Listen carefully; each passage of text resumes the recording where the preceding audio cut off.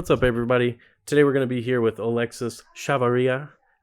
He's a Muay Thai fighter and a jiu-jitsu guy. You're here at a jiu-jitsu gym? What are you doing over here? No, I just work at a jiu-jitsu gym. Okay, well, we'll get into that in a little bit. For now, yeah, we'll just go ahead and get to know him a little bit for you guys and take us through that. Take us what I think what I would be most interested in, because I know you came from Krupong. Yes. Was that the first time you got into Muay Thai? Yes. Krupong was the first Muay Thai coach I had. I originally started with boxing, actually. I did my first 2-3 months of training at George Foreman's, because that's where I'm from. I'm from Northside, Houston. And I was there for about 2-3 months. I figured I need to learn how to stand up and how to throw 1-2 before I do anything else, before I learn how to throw kicks. Because pretty funny story how I got involved in this. Because I was never a lifelong athlete at all. If anything, I was just some punk kid out in the street just trying to figure out life. And I've always been a boxing fan. Even my name, Alexis, my dad was a boxer in Mexico, so he even named me Alexis because of Alexis Arguello, the Nicaraguan boxer. That's why he named me Alexis also. And funny, years later, I became a boxer also. But yeah, so shit, forgot where I was going with this. How you got into Muay Thai? Yeah, so I've always been interested, lifelong boxing fan. So one day, me and my little brother were sitting around watching the first season Ultimate Fighter, and I just remember watching it. Yeah, I remember watching it, just thinking, man, these guys' boxing sucks. I bet you if I learn how to box, I could do this shit. So I was like, you know what? I'm gonna go to a boxing gym tomorrow. I'm gonna become a professional fighter. Sure enough, the next day, walked to George Foreman's, started doing my boxing training. 3 months into it, I started looking for a Muay Thai gym. I kind of dabbled around like at 3-4 local MMA gyms. It really didn't find anything I really liked, because coming from the gym where I was coming from to some MMA gyms, they were just like, oh yeah, nah. The gym where I was at, like, this is what training looks like. I know what training looks like. And some of the gyms I was visiting, it's like, what were the issues, do you think? Were they just not doing technique very well? Yeah, definitely just wasn't. It just seemed very questionable technique or just training methods. It just I was gonna say it's either technique or it's gonna be like they're just going all out there when they start going questionable methods. Right. Yeah. There's a lot of lack of crap. Oh, there we go. Sorry. there's definitely, like, I've noticed that, like, when you're trying to find an MMA gym, there's a lack of structure with a lot of them, you know. Yeah, especially back in the day. Back in the day, like, back in the day. We're talking like probably like 15 years ago. So yeah, I mean, first season of Ultimate Fighter. That's how long ago. Yeah, it was 2005. But yeah, every gym I would kind of go to, I'd always hear about Krupong. Everybody would bring his name up. So one day I ended up like, you know what? I just got to go to the gym and I got to meet this guy to see what he does. First day of training with him, just fell in love with the training there, because I was like, this is what training feels like. This is the guy that's going to take me there. So I mean, I was pretty fortunate. I was with them for about 8 years altogether, especially the first 4 years competing heavily for him. Like, I mean, it was like every other month we were fighting, or we had somebody in fight camp pretty much. At one point, I think we had 12 fighters out of the gym.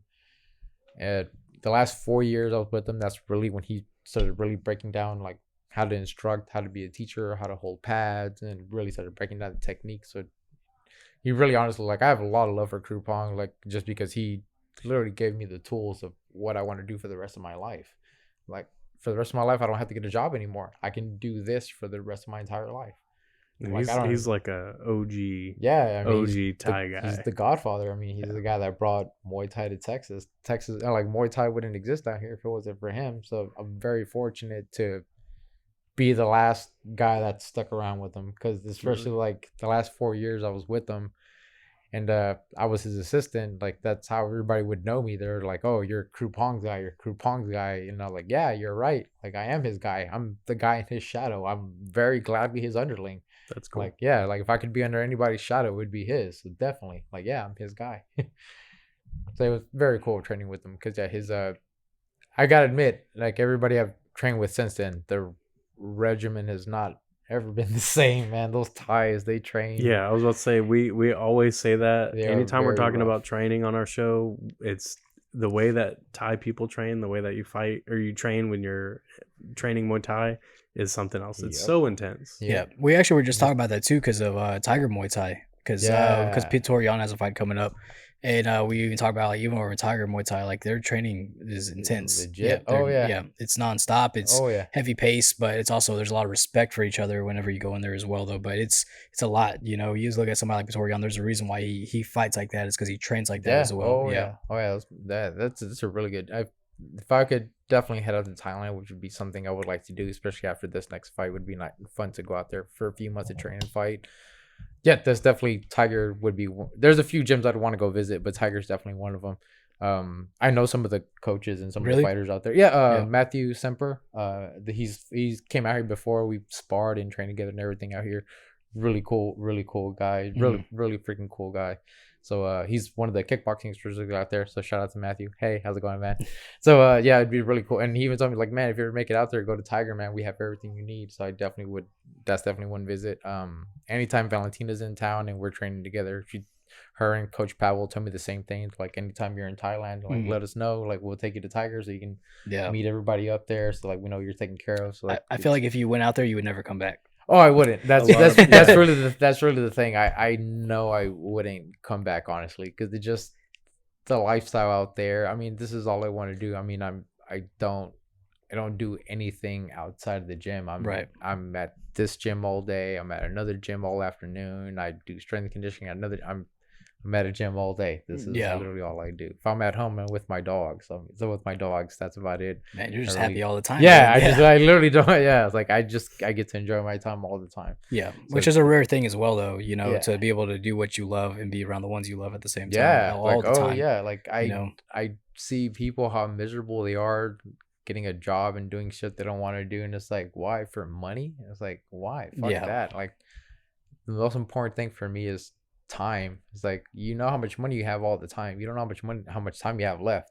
Yeah. So for me, and then especially with all the close calls I've already had, you know, gun incidents and shit. So like, like I'm not. Life is very short. Why don't you tell that story real quick? Oh yeah. You have to tell that story. Definitely. So fun story. I always tell people to train because I always tell people like you need to train because you never know when it'll save your life. Training is for everybody. So what I do has rules. I don't do self-defense. I have gloves. You're getting time to prepare for a fight. All that shit. There's rules, weight classes, all that. But one day I was, this was years ago. I was working at this night job, so I ended up getting off work at midnight. No more buses were there, so I had to walk home. So as I'm walking home, this guy runs up behind me and tries to tackle me. So he tries to pick me up and slam me, but I've done wrestling and jiu-jitsu a little bit before, so I understand how to base and sprawl.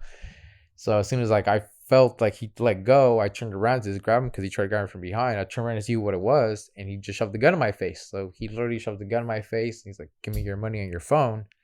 So I'm thinking like, okay, this is like some punk shit, right? This is like a drunk guy fucking around. So I'm like, no. I kind of laugh, and I'm like, no, dude, I'm not gonna give you shit. So then like he pushed the gun in the air, he shoots it. He's like, "What? You don't think I'll kill you?" And at that point, I'm thinking, oh shit, the gun's real. Like this thing is real. This is not a joke. So at that point, I mean, it's 1 a.m. I had been at work all day. So I was like, look, man, like I don't have any money. Clearly, I'm walking home, so I don't have any money. And I was like, I like, let me go home. I'm 5 minutes from my house. Let me go home so you can go home because I don't want to hurt you. Empty threat. I was just saying shit so I could get home. So I guess that pissed him off. So he reaches out and pistol whips. And this was before I had LASIK. So I had these really giant, thick glasses. Hits my face. Glasses go flying. But the moment he points away, I step in. I immediately plan the action. Like he swings. I grab his wrist. Grab his hoodie. And I got to be honest, I didn't know I was going to react that way. It's just the moment the gun went away and I stepped in, it just like, oh, shit. Well, this is happening. I guess I'm doing this. So yeah, he hits, glass go flying. I grab his wrist, grab his hoodie, and I guess he freaks out and he fires up like 4, 5, 6 rounds. So this whole side of my head, I could just hear beep because I could just from the gunshots. So first sweep I learned clinch 101, pull, lift, kick through. So I swept him. He goes upside down. I've cleanest sweep I've ever landed. He goes upside down. He lands. I still have a hold of his hand in the hoodie because he still has a gun like this. So that at that point I'm like, okay, so I have to get the gun off of him. So I remember the little bit of wrestling and jiu-jitsu I've done. It's like, okay, so sit on his chest, knees in his armpit so he can't shrimp out or buck me off. So he's bucking around. I'm like, oh no shit, the shit works. Like I'm sitting on his chest, he's not doing anything. So he's still holding on to the gun. So I'm like, okay, I gotta get him to let go. So I drop 2 elbows on him quickly and he lets go of the gun. He starts holding on his face, starts crying. So he's like, ah! And yeah, I'll admit, I've never thought I would hear a grown man cry like that. But yeah, so I grabbed the gun and I'm yelling at him. I fucking told you I didn't want to do this. So I was pretty pissed off. Yeah. And yeah, I kind of just keep teeing off on him. And we're in the middle of the road. So there's like cars passing by because it was on Harwin and Fondren. So not too far from here, actually. And so yeah, so I'm thinking, okay, there's cars passing by. They're going to stop, right? Nobody's going to let 2 people just fight in the middle of the road. So this car pulls up next to us, and I'm still hitting the guy the whole time because I'm pretty pissed off at the time the guy tried to take a shot at me. And so I didn't want to get shot in the back because they're seeing some guy on top of some guy hitting him. So like, okay, don't get shot in the back. So I turn around and go, hey, call the cops, call the cops. He tried to shoot me. So I just turned around because, again, I couldn't see who I was yelling at to. And then keep hitting the guy. Next thing you know, 2-3 guys running behind me and pull me off of them. So the moment I feel hands on my sweater, I'm like, oh fuck, I'm about to get jumped. I start swinging, and no, yeah, they just pull me off. They jump in the car and drive off. And as they're driving off, I'm trying to find my glasses so I can at least make out the license plates. And by the time they're far off, I can't see the license plates. And I'm looking at my hands covered in blood, and I'm looking at the gun since I disarmed the guy and took the gun away from him.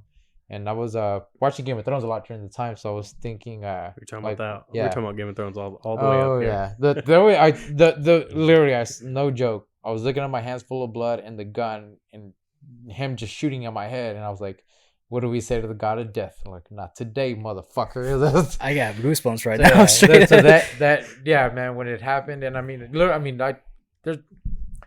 I grew up in the hood, so I understand if you're committing a crime with a gun on it, chances are it's a throwaway. Yeah. So I was like, I'm not gonna keep this. So I called the cops. I'm like, hey, well, some guy tried to assault me, so yeah, I at least want to come take the report and take this gun because I don't want it. And yeah, so the cops come take the report and everything, take the gun, and they're like, are you sure you're okay? Because they're like, this is kind of a traumatic experience for people, and like you're kind of smiling throughout this whole thing. And I was like, dude, he just shot at my head and I'm okay. I'm like, yeah, I'm kind of in a good fucking mood. I just lived through this. Yeah. I'm like, there's worst case scenario and best case scenario. I literally just pulled best case scenario. So like, yeah, I'm kind of in a damn good mood actually. So yeah, definitely. That was about maybe 6-7 years ago. So this is definitely why I always recommend people will train, because you never know when this shit will save your life. And I don't mean just take a self-defense class here or there. Train, get used to seeing shit throw at you so you know what to do. It almost doesn't really matter what martial art you do, jiu-jitsu, boxing, or wrestling, Muay Thai, it doesn't matter. Just do something, train. It'll save your life. Trust me, it will save your life. Stay ready so you don't have to get ready. Yep, stay ready so you don't have to get ready. Tell me about it. That was 1 a.m. I'd been at work, 10-12 hours that day. I was ready to go home. 1 a.m, walking home. I did not expect to ever come across that. And then my reaction, I didn't ever expect to react like that. I always assumed it's like they're pulling a gun and you give them whatever the fuck they want. Whatever you have on you is not worth your life. Just give it to them. So I got to be honest. Yeah, that reaction was a little strange for me. How do you think that experience affected your training? I more so, not so much my training. It just kind of my life in general. More like I've always kind of lived life on the edge. Like I'm not that I'm an adrenaline junkie or anything like that, but I always do live very life on the edge because I've always had close experiences and I've always felt okay, my time is borrowed. Live every day to the fullest as best you can. Have fun every day, just enjoy every day. After that experience, it made me think, yeah, you're living the right way. Like, as crazy as it sounds, like, keep living life as recklessly if you live it, because had I died right now, what have I accomplished up until this point? Nothing. It's like I die right now and nothing. I'm just some guy. So like a reaffirmation. Yeah, and it's like, no, this is why I'm out there. This is why I'm doing crazy things. This is why I'm trying to attempt my dream, because I want to know like that I really went after life. I didn't just kind of half-ass it. I didn't live my life scared all the fucking time. Like, no, I had one chance at this and I went after 100%, regardless of what bullshit that came at me. I lived life at 100%. Like I said, even that, had I died that day, what did I accomplish up until this point?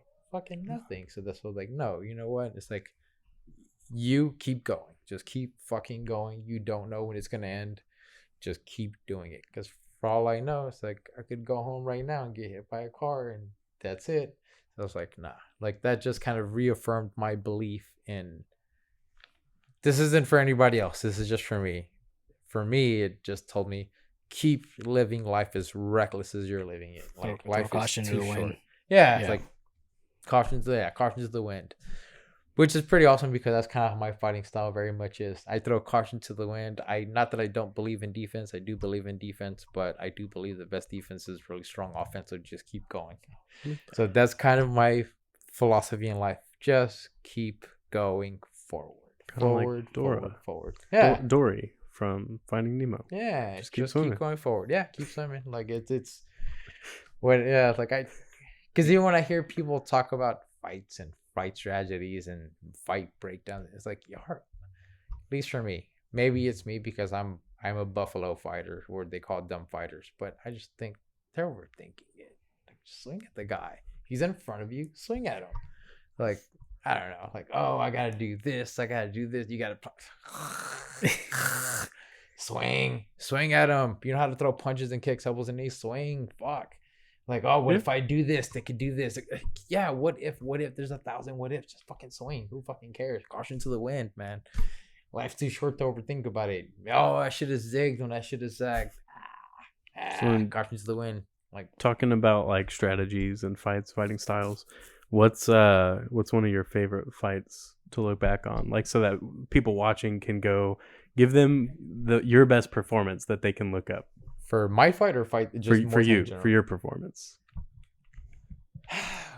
If you wanted to be known for like one fight, which one would it be?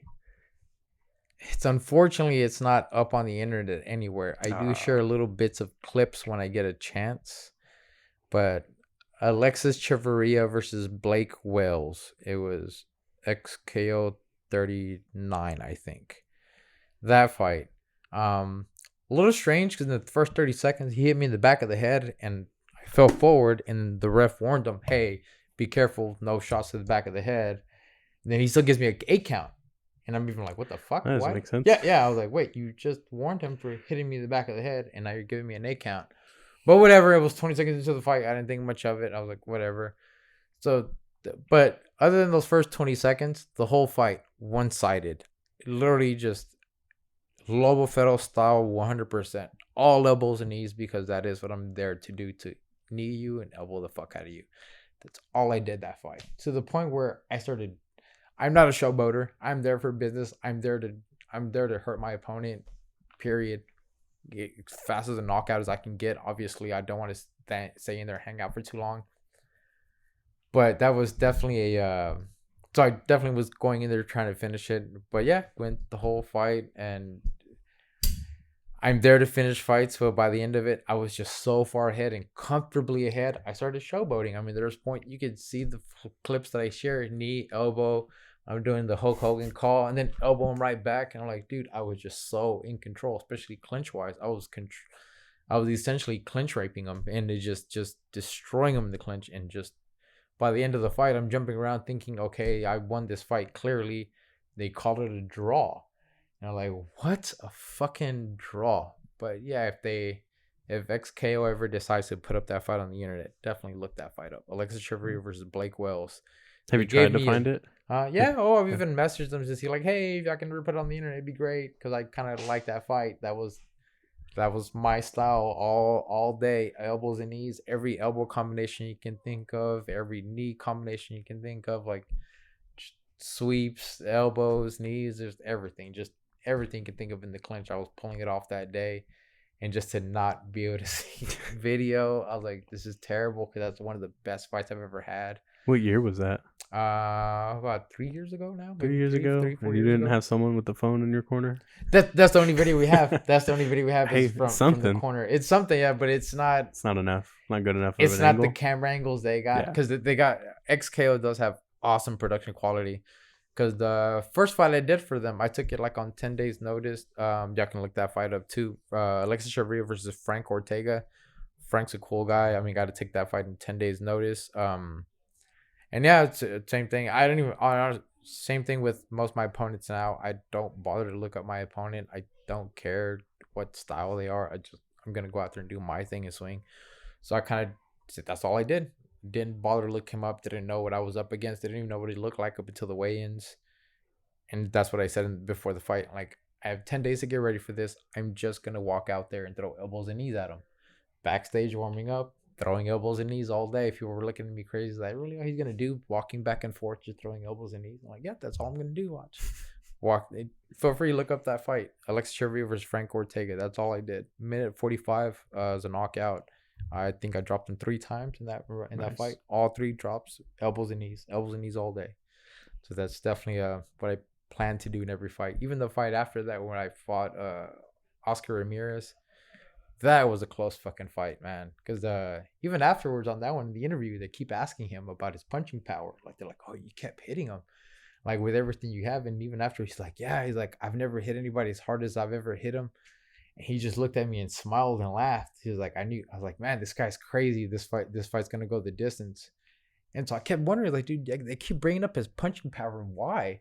So I looked up his 2 fights right before me. He was the one-hitter quartering fools. Yeah. I mean, like, sleeping fools. Like, I'll see, like, and I was like, oh, that's why they asked him about his punching power. Like, he one-hitter quitters fools. I'm like, damn. And I was like, well, he hit hard, but I'm like, not like scary hard. But I was like, damn, like, fucking knock fools out, though. So yeah, I was like, oh shit, like, that's the guy who was blocking his punches with my face. So, like, probably not the best strategy, but yeah, that was a really close fight. I think I ended up losing that one split decision, and it was the 3rd fucking round. The first round I think was mine, the second was his, and the third, I was like, all right, let's see who wins it. And they actually do Muay Thai in the cage, which I didn't do any cage work, so I didn't think much of it. The 3rd round, he kept pressing me up against the cage, and didn't. We will definitely get back into that. Yeah, because that's a whole topic I think we've talked about before. But the cage work really was a whole different thing. Like, I definitely was not. I mean, because they're like, hey, do you mind doing Muay Thai in the cage? I'm like, no, fuck no. Like, elbows, knees, kicks for kicks. I don't care. Like, ring's a ring, cage to cage. What do I care about? Yeah, it does make a difference. The cage work, him, like, Muay Thai being against the ropes, you know, you can usually rope-a-dope people, stuff like that, bounce off the ropes. The cage, can't do that. The moment I try to get tall to, like, pull him down in the clinch and stuff like that, then when I brace up, just push me up against the wall, and it's like, yeah, now he's pinning me and throwing knees against it. So, like, yeah, I learned right from that. I was like, okay, if you ever do Muay Thai in the cage, you might want to do some cage work just in case. So your fight coming up is November 19th. Yes, 1 month. Yes. It's with Texas Muay Thai? Yes, Texas Muay Thai Championships. Oh yeah. They do it in a ring, right? Yes. So yeah, you're gonna feel at home. You're gonna be much better. much better. Yeah, Texas Muay Thai is Jonathan Harris, right? Yes. Oh yeah, Jonathan Harris. I think he was doing something today with the courts. He was doing something big. Oh. I don't remember what it was. Or I don't know if he said what it was, but I trust him with Muay Thai. He knows what he's doing, so that seems cool. Yeah. But so yeah, going into this fight, you're no strategy or same strategy as you always have, which is no strategy. Yeah. It's my strategy and no strategy. Just go out there and swing, and let's see what comes out of it. Because I don't have a preferred strike or anything really. Like, whatever land strikes, the one I want to land. Do you know your opponent's name? Matt Munoz, definitely. Munoz. Yeah. I originally was scheduled to fight Carrillo, I think is his last name.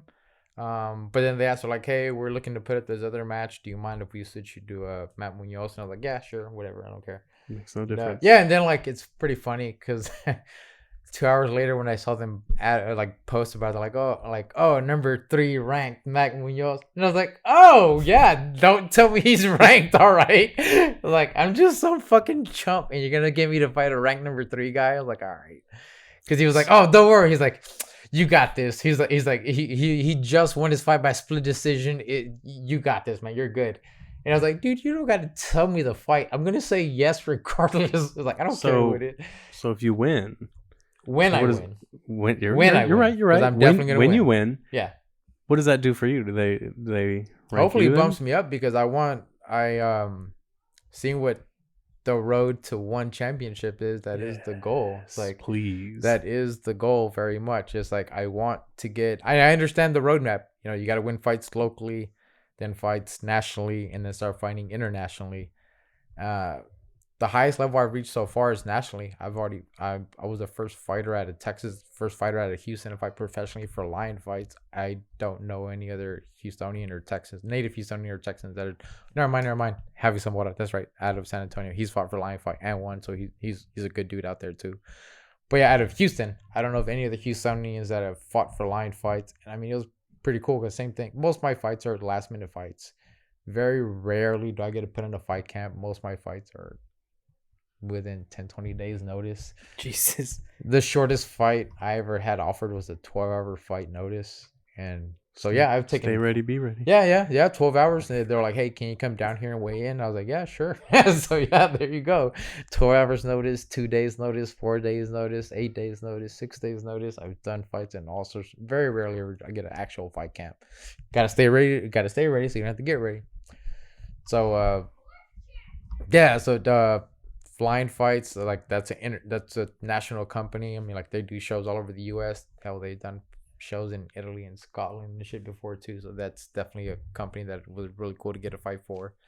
So like I said, I've fought all sorts of locally for sure. I've won locally. I've fought nationally. Unfortunately, I didn't get to win in Lion fight, but I've seen what that higher level was. I mean, it was pretty cool to be backstage and you're seeing international fighters. I mean, you're seeing guys from Germany, guys from Netherlands back there, like, oh shit, this is the Netherlands. Fucking cool. Yeah, and it's like, dude, I'm considered at this level, and I just thought I was some guy out here, but clearly I'm good enough to bang it out with these guys, especially in the fight show I had. I mean, I was fighting a guy from the East Coast, and to go out there and fighting him is his hometown, and hearing that crowd go crazy every time we're swinging at each other. So like, yeah, they clearly don't want me to win. So, but I mean, it was a good fight, man. I wanted to put Houston on the map, man. I want people to immediately associate Muay Thai with Houston when they're thinking about the U.S. because I understand we don't have the greatest reputation as far as America and the world standards because we're really not good in the world stage. Like, I want to change that. If anything, I want them to think like, okay, these guys at Houston are really good. I mean, because Houston, we do have quite a few different good gyms. We have quite a few different good gyms. Yeah, I think it's the Muay Thai scene in Houston's really blowing up right now. Yeah, it's guys like Corley and Harris. Yeah, Corley, Harris, Hyena. So with Beecher. Sammy's out. Sammy Muay Thai just started his Revolution. So yeah, it's like. Yeah. Sammy's only been open a year, and like, man, has it been a year already? Up. Yeah, it's been crazy. Like even a year at that. Like he's already blowing up. So yeah, really good. So there's a lot of really good gyms out of Houston. So like you would expect that there would be a lot of good fighters out of here, and like which it should be, and it looks like it's starting to come out now, which is a good thing that Jonathan Harris started this. Now they're gonna have a chance to Muay Thai show themselves. Yeah, because that's one thing I never understood is why do the smokers have these 30-40 fights, and then when it's time to put on the show, crickets, nobody's around, and like, tell them my big issue, and I'm glad I'm getting this on air in the interview. I understand why smokers are around because realistically, it's not like we can have Muay Thai shows like twice a month. It'd be great, so that way we can actually build an actual amateur team, and then eventually they become a very good pro team. So that's really would be great. My issue with smokers is though, because there's no winner or loser announced. For me, I feel like if you do a bunch of smokers, I understand doing one or two, but if you're doing a bunch of smokers, for me that tells me you have a soft ego, because there's no winner or loser announced in smokers. So you can go out there, get your ass whooped, and then go back to the gym Monday and tell people, oh yeah, I got my shots off. Like, oh well, who won? Oh well, nobody. It's a smoker. Like, yeah, dude. Technically, nobody won, but everybody saw you get your ass. Yeah, I was whooped. about to say, well, you And know. and now no, but you don't have to say that because there's no winner loser announced. And it's like, nah, fuck that. Win, lose, or draw. I want credit for what I did. I'm not doing this just for fuck's sake. Yeah, I'd be fun. It's for me to feel better that, oh, I beat up some dude. It's like, no, man, I'm doing this because I want to know I'm beating another professional. That this guy is a trained killer, literally. Like, the way I look at all this stuff, it's with gyms and all that, because I'm very proud of the gym and my lineage where I come from. The way I look at it is crazy shit as this sounds. Bear with me. These are like ninja clans. That's how I look at it. It's like, oh, our ninja technique is superior to your ninja technique, like the old kung fu movies. So that's kind of how I look at it. It's like our gym is like a ninja clan. Like, we're fighting this other gym that's from a rival ninja clan. It's like, oh, our one ninja can beat your one ninja. So that's how I look at it. It's like that's what kind of keeps me going in this. I mean, my first motivation with, what people my age usually when they talk, when you ask them like, okay, what got you started in this? You'll hear shit like Power Rangers or Dragon Ball Z, Ninja Turtles. Ninja Turtles is a popular one I hear all the time. See, for me, it wasn't like that. It was Mortal Kombat. Mortal Kombat was the first thing I remember seeing as a kid, and I was just stuck where I was like, okay, ninjas, martial arts, fighting, oh, that's the coolest thing. Sub-Zero. So in case you're wondering why all my clothes is blue and black, because when I saw Sub-Zero's character, I was like, this is the coolest character I've ever seen. Subconsciously, all my clothes in my entire life has been blue and black. My fight shorts, and then one day I was like, why is everything I wear blue and black? And it's like, that's why. Like, Sub-Zero. It was like that one childhood memory stuck with me my entire life. You ever watch Malcolm in the Middle? No, I haven't actually. There's a scene in it where Malcolm is talking one of his friends up to his parents to try to stay over, and he says, he's telling his dad, he's like, well, he said he beat Sub-Zero, and his dad walks by and goes, nobody beats Sub-Zero, it's impossible. And he's like, well, he did. I just thought that would be funny to say. That's funny. No, I didn't know that. No, but yeah, so that's how I look at this. Like, why, like, win, lose, or draw is like, I want credit for what I did. I don't want to go out there and say, oh, I beat some guy and this guy's been training for 2 weeks. It's like, no, fuck that. I won't. For me, that's what excites me in fights. When I heard about this opponent, when I saw like, oh, ranked number 3 in the US, I was like, fuck yeah, let's fucking do this. Like, the harder the opponent, the sweeter the victory is, because you know how good they are. Like, you hear about how good they are all the time, and you beat them. Because I've had fights like that. I had fights where it's like, this guy has 40 fights to my 5 or 6 at the time. Like, I have no business being in the ring with this guy, and I knocked him out. Yeah, I was getting my ass kicked, but I knocked him out eventually. Like, so that's what I mean. It's like, no, yeah, like that tells me like I'm never gonna give up. It's like, you could be winning, I'm still gonna come after you because I believe in myself 100%. I always believe I can win. Like, I don't think people understand how stubborn my hard-headedness is. Like, I'm very stubborn and very hard-headed. And it's really because my strongest quality as a person that I possess is my willpower. I have an unquestionable belief in myself that I can do anything as long as I really set my mind to it. So for me, even in the middle of the fight, no matter how one-sided it looks, I'm not going to stop. Like I said, I've had fights like that where it's like, I am losing, but I just have this belief. It's like, I'm going to beat him. I'm going to beat him. Even going into the final round, like, I'm going to beat him. I'm going to knock this guy out. And sure enough, a minute into it, you knock him out. And it's like, I knew it. I knew what I was doing was going to get him. So yeah, sure enough, like, this belief I have in myself, my willpower, definitely is like the one thing I have that doesn't let me stop. So, pair that up with a good chin and unstoppable cardio. Pretty fun fighter to watch. You're wanting to go to one. So... Yeah. Oh yeah. One championship is definitely the goal, because that's the biggest company to fight for. Period. So that's definitely would be the goal.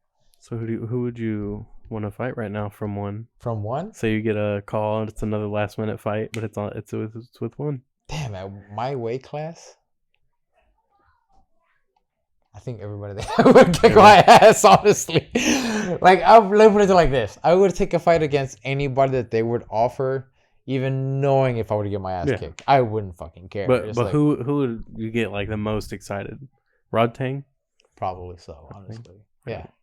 I got to meet him actually in the last Texas Muay Thai show because he was I think I saw the backstage. pictures. Yeah, he was backstage. So when I saw him, did you size him up? Yeah, no, he's shorter than me. I know that, but I'm sure he punches way fucking harder. I've seen his punches.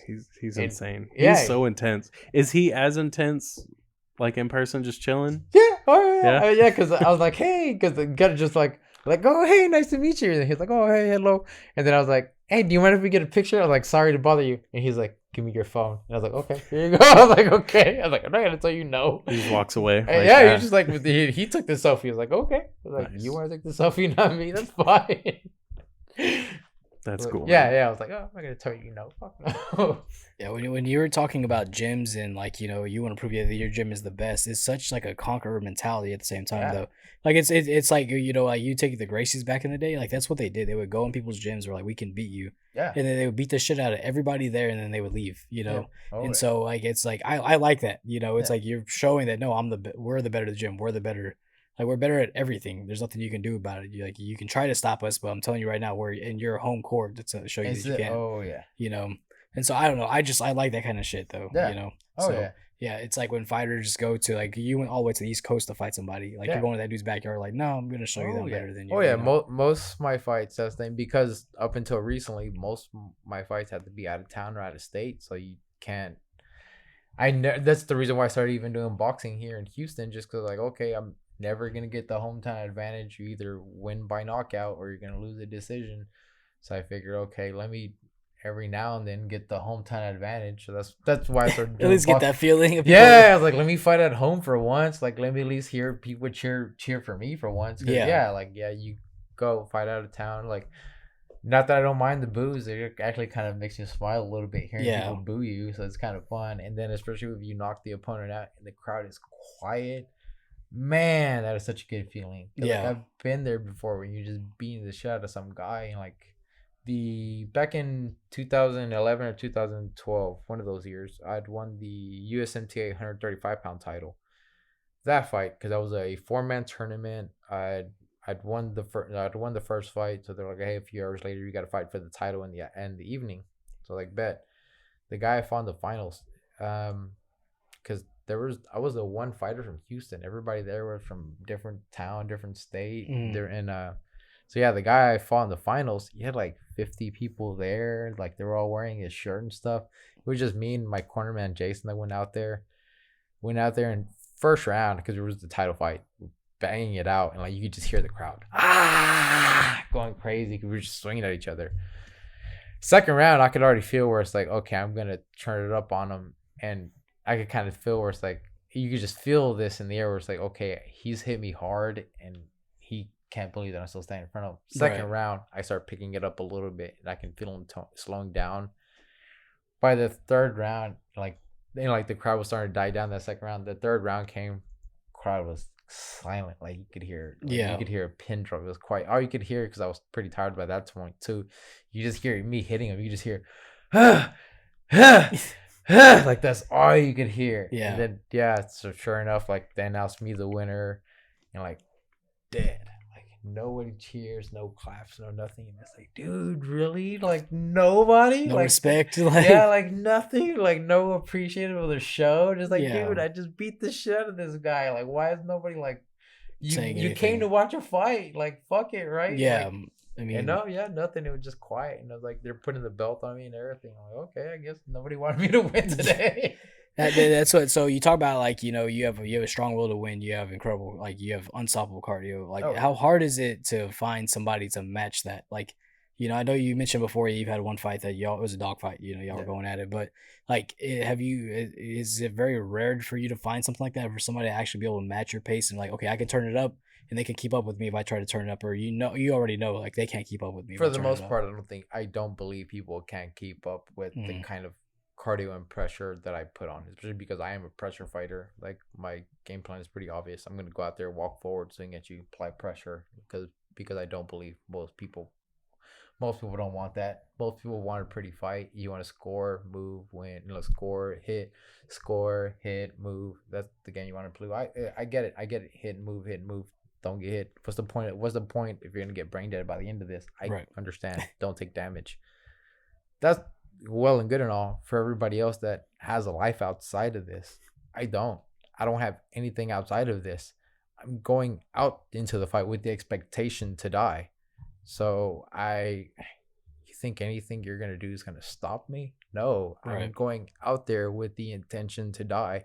If your intention is not to kill me, you're not going to win. And it's like, I'm going out there to either kill or be killed, period. So that's like it. If you're going, like, if I lose, which I do have quite a few losses, but they're all point losses. And it's that you just want to stick and move, or cuts. I get cut. So it's one or the other. That's how I tend to lose. But to really lose of somebody wanting to really make a fight with me, no. I don't see somebody with being able to stand the kind of pressure I have. Like, no, I don't see it. Yeah, no, that's crazy. Like that's like, intense. Most people aren't prepared for that. Most people, like I said, they want a pretty fight. They want to go home. They care about their health afterwards. I don't. I'm going there. I have 10, 15 minutes to fight, period. I don't think about anything else after that. Sometimes I get asked before my fights, they're like, hey, where do you want to go afterwards? Like, I don't know. I don't think about anything after my fight. I literally plan every moment up until I walk into the ring. The moment I walk into the ring, that's it. I don't have a game plan per round. I don't think, I'm going to go out and throw this, throw that. I don't think about anything. I just know I'm going to walk in there and that's it, and let instincts take over. For me, it's a battle of instincts. I'm going to go in there and let's see whose training is going to take over, who's going to win.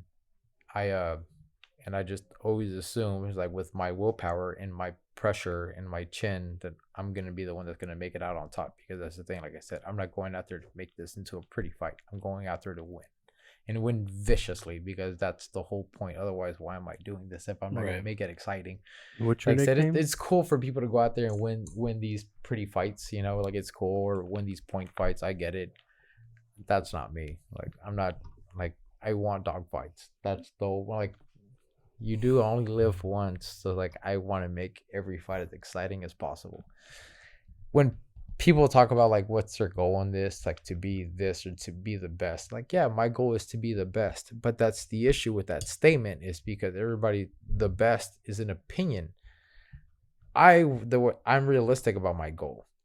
I don't want to become the greatest ever, because, again, that's an opinion depending on what you like. If you like more action fighters, you're going to base an action. I say an action fighter is the best fighter. If you like defensive fighters, you're going to say a defensive fighter is the best one. So that's what I mean. Calling somebody the best or the greatest is an opinion on what you like. I just want to be considered one of the greatest in my generation, regardless of who you ask. Like, I want to be in the top 5 of anybody's list, regardless of what their preference is, what style they like, anything. I just want to be such an exciting fighter that you can ask one person in China who their top 5 favorite are. I'm going to be on that list. You can ask a person from Thailand who their top 5 is. I'm going to be on the list. England, so I'm on the list. Somebody from Houston, I'm on that list, regardless of where you are in the world. I want to be on the top 5 favorite list of your favorite fighters. Favorite, best, anything. I just want people to know, like, this guy is exciting. The moment they hear Lobo Feroz is on the card, they get excited because they know, like, this fucker makes fun fights. That's all I want. Obviously, win as many of those as possible. Like, that is the goal, to have 100 wins one day. But we'll see how that comes. Yeah, it'll happen. Yeah, it'll happen. The opportunities coming up more and more across Houston. So you feel like now that, sorry I interrupted you. So, like, with kind of the pandemic dying down finally, and, like, COVID going over, because I know that COVID fucked up a lot of shit when it came to the Muay Thai community. Like, it was super hard to find a fight. Do you feel like now that that's gone, it's like, okay, I can keep going with this dream that I had? Oh yeah, definitely. Because right when COVID hit, funny story. When COVID hit, what was it, like March? It was like I was supposed to fight like March 13th or 14th on that Saturday. The week before, we had just went to some fights at that Skeeter Stadium. Okay. And, like, a bunch of friends of mine, like, they just had their fight card pulled out when COVID was first hitting, and I was like, Like literally, I was at the show thinking like, oh shit, my friends in Florida aren't fighting anymore because of COVID, and I was like, fuck, and I was like, well, I'm fighting next weekend. Hopefully, nothing happens. This is Texas. Yeah. And no, yeah, we were literally at the weigh-ins because I was supposed to be fighting my second boxing match for El Tigre, and yeah, so we're at the weigh-ins, literally stripping down. I'm literally pulling my pants off like this. They're like, the promoter runs out, stop everything. We have to shit everything down. I'm literally like, my pants on, like, wait, what? And they're like, the governor of Texas just called. They're like, because of this COVID-19 is happening, we have to shut everything down. And I was like, wait, for how long? You know, we don't know. That's when everything first was like, wait, what is this thing that's happening?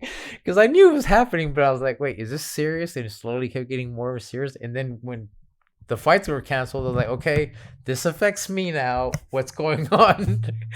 So, yeah, and that's what sucked because I had that fight for El Tigre planned. I had another fight a month after that, already like under contract. A month after that, another fight. I was waiting for a Muay Thai contract to come in from same thing, going out of town to fight for that one. So I already had 3-4 fights in line, like basically one after the other. And then COVID happened. I was like, well, there goes my next 4 or 5 fights that are all supposed to happen. So I was like, what the fuck? So yeah, when all that hit, it just, yeah, that was some shit when it all hit. Yeah. I mean, luckily I got to fight twice during the COVID era, during the bubble era. Right. During the bubble era, because I said for one of those 12-hour notice, they're like, hey, like, this guy doesn't have an opponent. They're like, we'll pay you to come out here and fight him right now. And I was like, bet. I was like, I'll be there. Like, I'll be a little heavy because, like, I'm not fighting till next month. And like, because they're like, can you cut weight? And I was like, no. Like, it's COVID. Where am I going to go cut weight? Right. I'm like 140. So I was like, I can't make 135 because where am I going to go cut? But I was like, I won't eat anything right now. And they're like, I was literally at the Minuti drinking coffee, and like right when they called, because they're like, what's your weight at? I was like, I don't know, probably like 140ish. Why?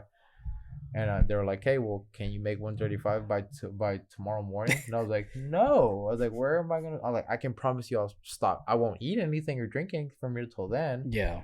And no, yeah, sure enough, no, I didn't. I literally just finished my cup of coffee, and I was like, okay, I won't eat or drink anything from here till tomorrow. Yeah. And no, yeah, sure enough, went there, got to weigh, fought the dude, and everything. So yeah, that fight's on the internet. Alexis Chavarria versus Juan Velasquez. Bullshit stoppage. They stopped it at the end of the second round, like in the last couple seconds. I didn't even hit the ground. He literally punched my gloves. You saw my head do this as he blocked, and like they stopped the fight. Like even at one point, like we're both looking at each other, like because ref stepped in, and I'm like, "What are you doing?" He said, "Fight's over," and he goes running and just cheering. So like, what the fuck? Like I said, that fight's on the internet. How would he even know if he won? Yeah. Oh, I know. We both paused. Like, wait, what? Made you think you won?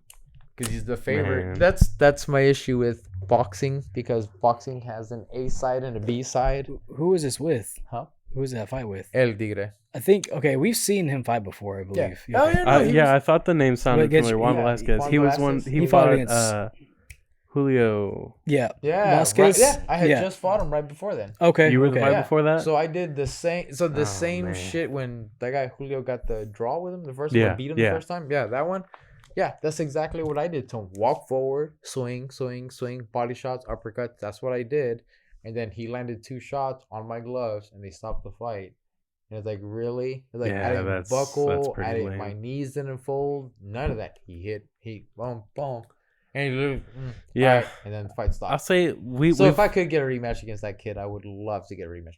Because the you fight's might. going good. You It was like, might. dude, the fight's going good. It's like, we're just getting going. What are you doing? We've worked with El Tigre. We like them. They Yeah, they're cool people. Very cool people. I think their refs are pretty good with stoppages. They generally are very quick to stop it, which is good and bad depending on Depending on who you ask. yeah. In your case, it's In you. my case, is That bad one I because- think is understandable. Yeah, like That's a bit too early. I was just upset because I do have y'all Yeah. not seen my Muay Thai fights. Like I said, watch like my fight with Oscar Ramirez.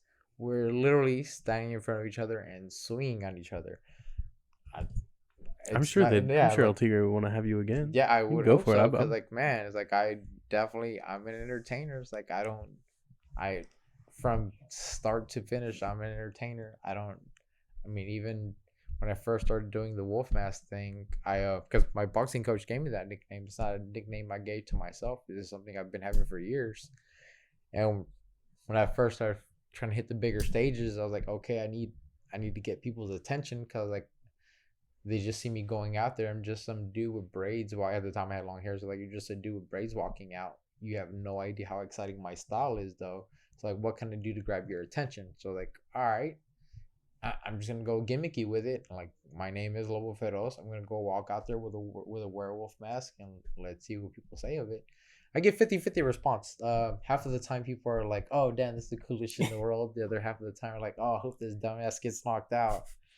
So 50-50, I guess it depends. But either way, my thing is you're watching, right? Yeah, I was about to say either Got way your works. attention. Yeah, either way, I don't care. Got your attention, which for promoters it should be good because, like I said, I make for fun pictures. I make for fun fights. Like, I don't see why anybody wouldn't want me on their show. I've seen fighters walk out to the Men in Black theme song and do a dance before they walk in. The wolf mask isn't so bad. Damn.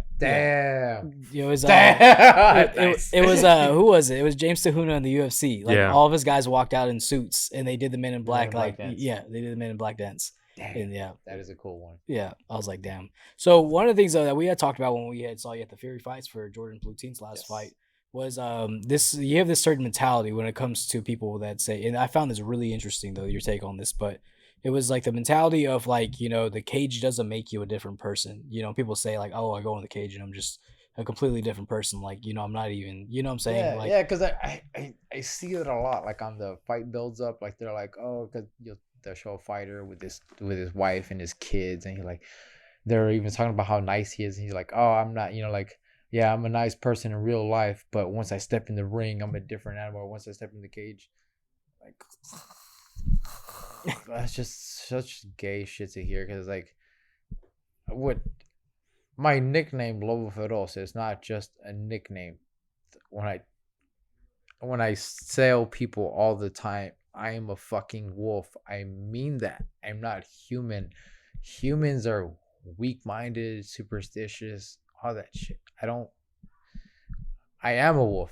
This is what I am. I don't become this in the ring. I don't wake up and then have to get in the mood to like start doing like, no, this is what I am. A shark doesn't become a shark. A shark is a shark. Whether it's eating, sleeping, shitting, fucking, it's a shark. It's a shark 24 hours a day. It's in kill mode all the time. I am a wolf. I'm always a wolf. I don't need to walk into a ring to get ready for it.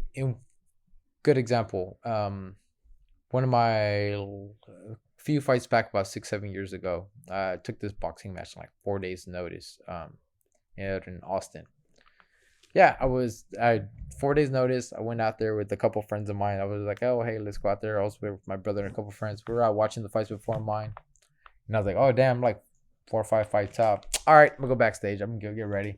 Walked back there, got wrapped up, went out there, fought, came back out. And I was like, all right, y'all ready to go? And my friend was like, dude, you just fought. And like we just saw you. Like, you didn't change. She's like, you didn't like get mean or anything at any point. That you were just the same the whole time. Like, yeah, because what like this is what I am. I don't have to pump up to become a fighter. I don't gotta slap myself and do it. Like, dude, this is what I am, period. Like, I'm not gonna suddenly forget how to throw a kick because I didn't warm up enough or like, no, this is what I am, period. Like I can't help but be this. Like, there's no turning into this animal, turning into this. I'm not turning into anything. I am this. There's a difference.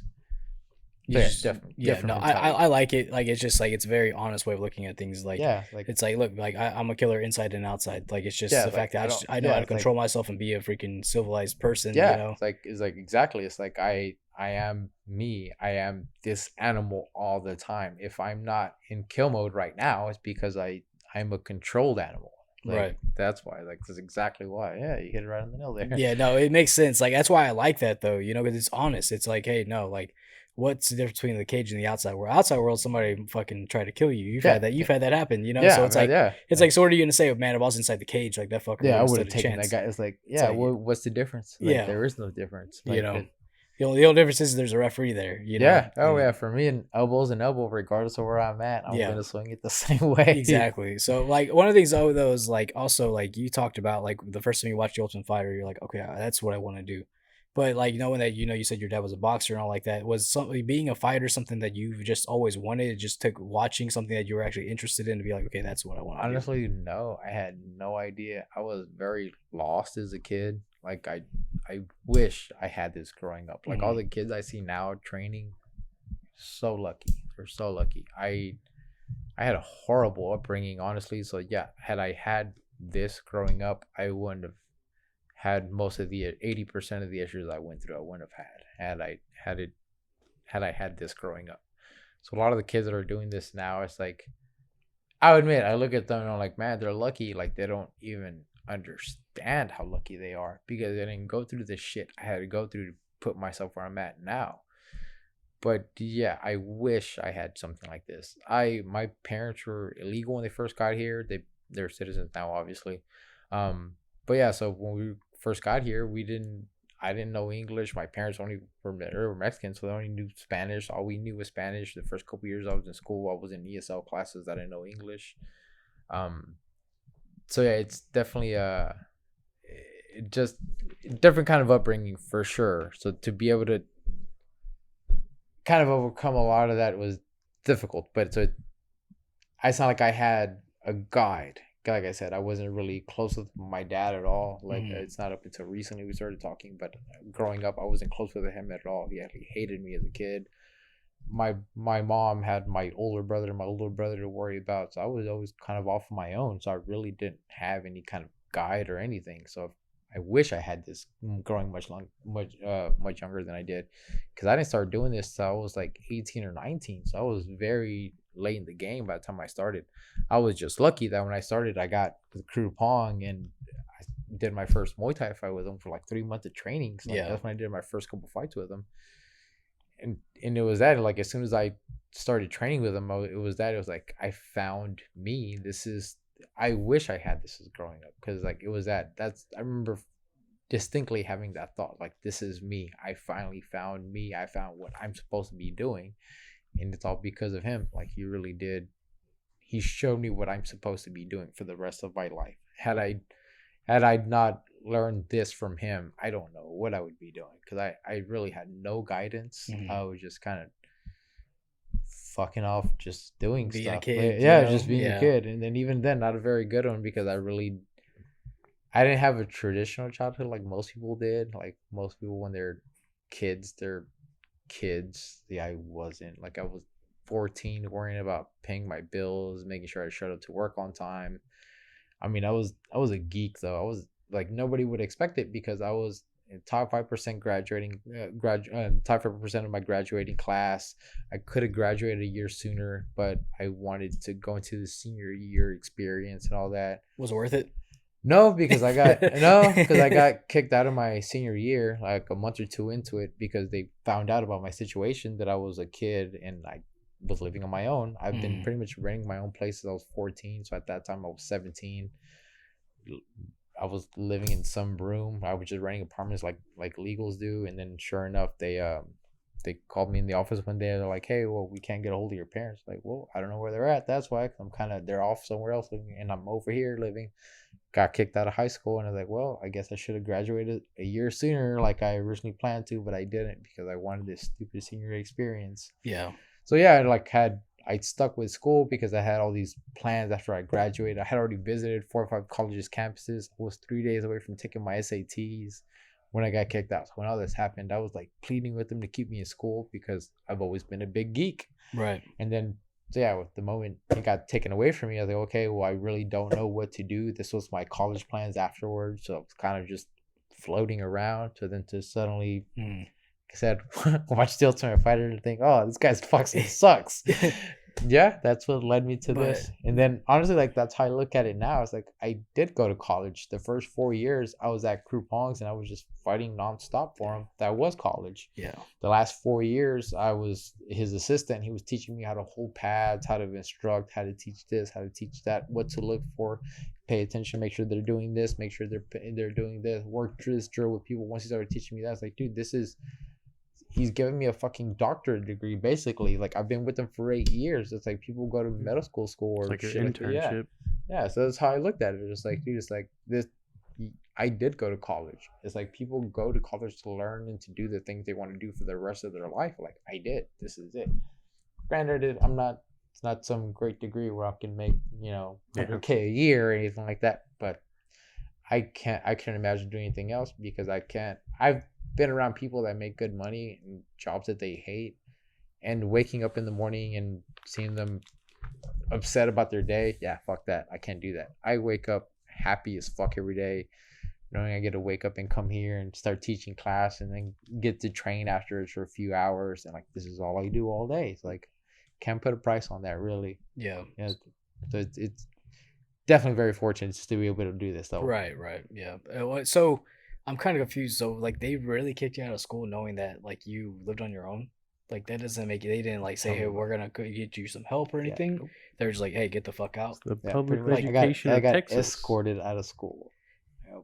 That's ridiculous. Yeah. Like, you know, you would think. I don't know, man. Like, yeah, top 5%. Like I was like graduating top 5% of my class. Why wouldn't you help? Like they're supposed to be like, "Hey, we need to fucking call CPS or something and get you somewhere." But even if it's just a group home, like you shouldn't be doing this. Like I man, like it's just so fucked up though. You know. Like Zach said, it's the public education system. Like with some of these, like, I mean, it's like, I remember we're talking to my little brother about this. He has a learning disability, and seeing him go through what he went through, he was also a shithead though. Don't get me wrong. Like he was a fucking asshole to his teachers, but like my mom like went to school one day because she didn't know. My brother would get his report cards and hide them. So she didn't know what was going on. And like I said, shithead. And so whenever she asked the teachers about it, is like, you know, what is this? Like, you know, why is this not being pushed like harder for me to find out? Or what's the issue with this? Like, why are these bad kids, you know, what's going on with these bad kids? The teachers were like, honestly, when the end of the year comes, we just pass them and just move them on because we just want to get them out of here. Yeah. We literally pass them with 70s until they can just get out of our classroom because there's nothing we can do. What are we supposed to do about it? And it's like, you know, like that's not okay though. You know, like letting these kids who just don't even understand, like you know, you were smart, but like, hey, take a kid who's got a 6 in math. Like, you know, it's like you're just gonna pass them just so you don't have to deal with them anymore. Pretty much, yeah. You know, but I don't know. It's fucked up. Yeah, I'm telling you that I had all these grand plans and things to do in college. I was a math geek, so like I didn't even know what I wanted to do with math, but I'm like, okay, I'm gonna do something with math because math is perfect. Yeah. And all that goes out there. Ask me any question about math now, and I know nothing of math now. Got hit a little too hard. I got hit a little too hard now. I remember used to do pre-calculus in 10th, 11th grade. It's like now it's like I look at a math problem with more than 6 numbers. I'm like, oh wait, what's going on? What was the PEMDAS one thing again? Yeah, like PEMDAS. Like, how does that help now? Yeah, no, man. It's if you don't use it, you lose it. That's everything, man. Like that's what. But also like chatting with you though, like you have a white belt mentality. Like you're a sponge when it comes to anything and everything, life to martial arts. You know, just everything you do is all about just learning. Because I feel stupid. Because I just assume I'm a very stupid person and it's gonna take me forever to learn anything. So I kind of take that understanding. It's like, I mean, because even with Muay Thai, it's like there's people that even students that I have now, 3 days into it, like their 3rd fucking day, they're throwing these kicks, like great looking kicks, like they've been kicking their whole fucking life. And it's like, dude, this is your 3rd day. It took me a year to be able to do that. Right. Like, I can show you my first couple fights. My kicks look like shit, but I was trying them. And then sure enough, a year later, you start seeing me kick. You're like, oh yeah, that guy can kick. And you're like, yeah, it took me a year to do that. Like just 3 days into it, it's like, what the fuck? Like, are you that good already? It's like, it took me a year to be able to do that. So yeah, like, so I understand. It's like everybody's learning curve is different. That's why even like with my privates and my clients, like I'm very patient with them because I understand. It's like, dude, I'm an idiot. It's like, if you can see how long it took me, it's like, I get it. It's like, I can be very patient with people because I understand that, because it takes me forever to understand. And it's not that I'm taking forever to understand something. I understand what you're saying. Execution is a whole other thing. Right. And like, I can very much, like, if you explain something to me, I get it. But it's like, for me to apply it, it's like, I'm gonna fuck up a lot. It's like, I'm gonna probably fuck up a lot. Like, hey, do this. Like, I know what you're saying to do. It's just, I'm stupid. So it takes you a while to get it. Yeah, like I've always had that issue. Is like when it comes to things, like I learned the hard way. Everything. Like, and it's like there's no other way about that. It's like you could show me how to do something, and it's like I'll do it the complete opposite way. It's like it's easier. Like you tell me how to tie my shoes, I'm gonna find the fucking hard way to do it instead of doing the easy way. Tell me about it. Easy one I can give you is driving. Everybody drives. I'm 34. I don't know how to drive a car yet. You're 34. I'm 34. You look younger than me. Thank you. Thank you. I appreciate Yeah, no shit. I thought you were like 23, 24. No. My dude has so much experience for so young. But yeah, no, really. Yeah, 34. Holy fuck, Yeah. man. Dude, that's I'm crazy. I'm old, man. Dude, but like also, man, like you take care of yourself though. Yeah. All right, I try to. Like I Yeah. said, definitely try to. 'Cause- like I said, it wasn't up until doing Muay Thai. I was like, okay, in order to do this better, I gotta eat better. I gotta take care of myself a little better. Like it completely changed my life. Right. Completely. Because I'm Hispanic too, and I know what happens after we hit 40. Like That's yeah. scary. Yeah. That's some scary shit. It's just But- like a whole like we got Benjamin Button's disease or something. Like we just start getting old. Like Yeah, the well- opposite way. I guess you know how life works. Right, but- right. Normal. Yeah, like normal, but it's just like it adds like once you hit 40 and you're Hispanic, like you you turn into like a 60-year-old sometimes. and you don't- yeah. See, and I don't want to do that. Like, Yeah. fuck that. Like and then especially like I don't have the greatest genes in the world. Like my parents do have their health issues. So I'm Right. like, oh yeah, shit. No. That shit's terrifying, dude. Because like my family has a high blood pressure is a big thing. I was just telling Zach today. I was like, I'm 26. I'm overweight. Like high blood pressure is probably gonna happen if I don't start taking better care of myself. And I'm constantly stressed, but that's just because I do it to myself. But yeah, man, that's crazy though. Yeah, see, dude. stress isn't something I deal with too often. I gotta Right. be honest. Like it's.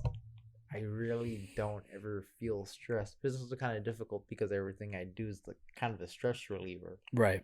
I mean, everything from fighting to girlfriend, it's all stress relievers. I Right. really don't. I can't honestly remember the last time I ever felt a headache. Was upset. I have one right now. Huh? I've had one all day. No all day. way. See, I never get them because like every now and then I hear like, oh, I'm having a migraine. I was like, a migraine? I was like, yeah, like a really strong headache. Like headache, like even that, like I can't even remember the last time I felt that. How often does someone tell you, "Oh, that must be nice"? All the time. All the time. How fucking annoying is that though? It is annoying because like it is. I didn't know I was supposed to stress out about things. Yeah. You're supposed to feel mad or angry. Like I don't. Like I really don't feel a lot of, probably from the kind of the way I was raised and grew up. I really don't feel a lot of the stuff that people talk about. Right. Like upset, anger, jealousy, all that. So like I don't understand those emotions. Like when people say them, like, oh, that they feel something, like I can't relate because I don't understand that feeling. Like I understand it because like dictionary, I understand what you're saying. Right. But can I understand what you're going through? Like no, because I just don't understand feelings very much because I am pretty stupid.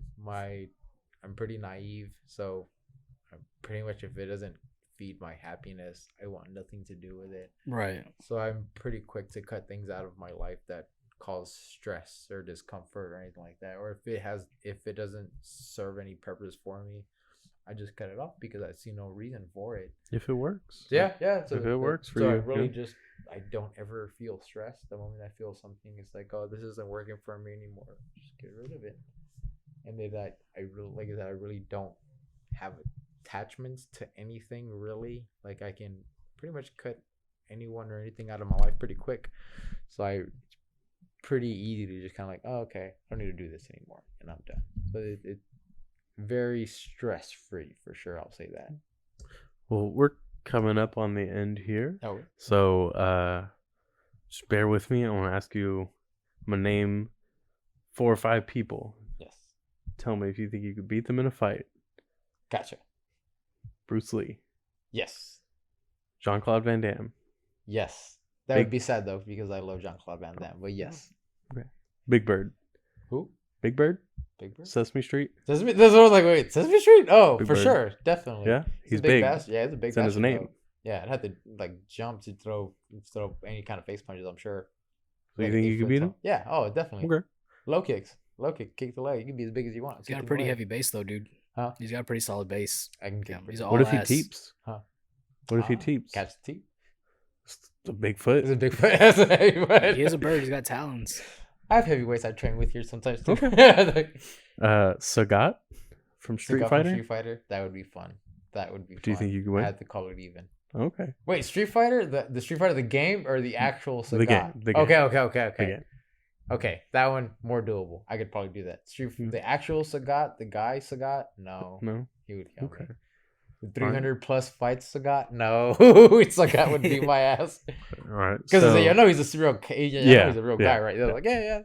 So, how about Sub-Zero?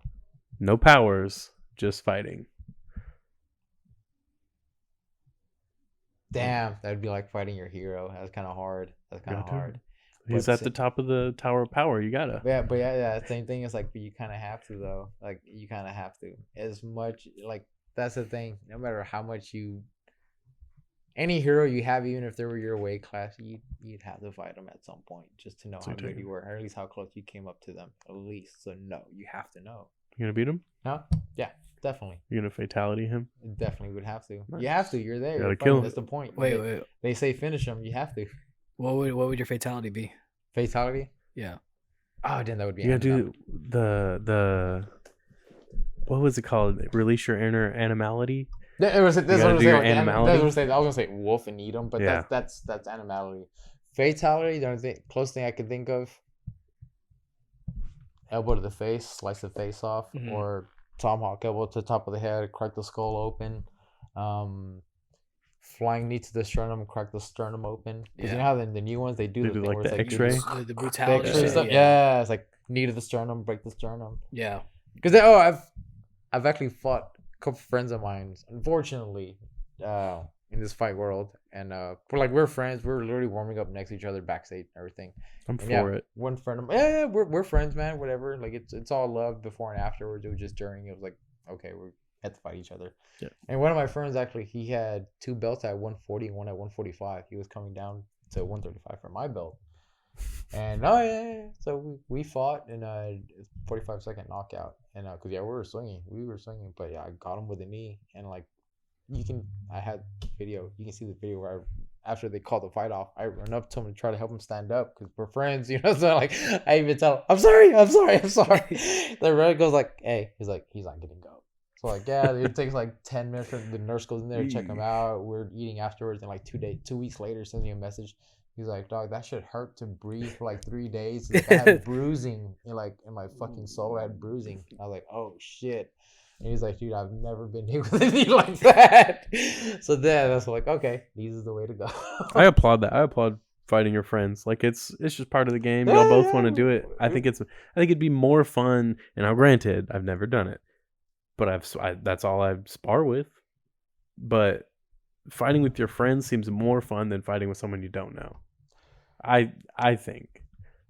It kind of depends. Okay, well, fighting with somebody you don't know, it says like, I don't know this guy, I have no feelings towards him. It's completely emotionless. Just go out there and swing. Fighting with a friend of yours, someone like you're just kind of like, okay, I really don't care which one of us wins. Like if he wins, I'm happy for him. If I win, obviously I'm happy for me. Obviously, even though I'd rather win. He gave you the fight you wanted. Yeah, exactly. But that's like you couldn't get too upset about it. It's like, no, you got a good fight that you wanted out of it. It's fuck it, you got what you wanted. But of course, I'm always trying to go out there to win. That's the whole reason why I'm training. I train for victory. I don't train for any other reason other than victory. It's either victory or death. So yeah, victory.